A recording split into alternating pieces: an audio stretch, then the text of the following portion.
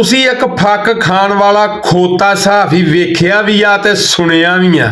ਇਹਦਾ ਐਡਾ ਵੱਡਾ ਮੂੰਹ ਆ, ਪੂਰੇ ਪਰੌਂਠੇ ਦੀ ਇੱਕ ਬੁਰਕੀ ਕਰਦਾ ਵਾ।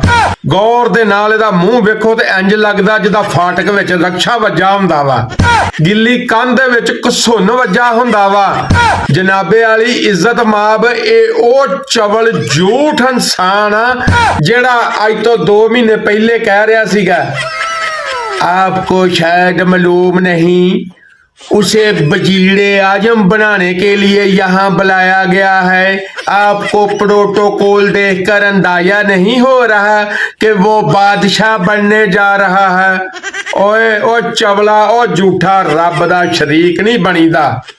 जिन्हों तू जजीरे आजम बना रहा सी ना, ओ कला असैम्बली दा मैंबर बन के रह गया ही ते इलैक्शन उन्हें जितया भी नीगा। इस चवल दा गौर ना मूंह वेखो जिद्दां पलास दे नाल केला छिलिया हुंदा वा।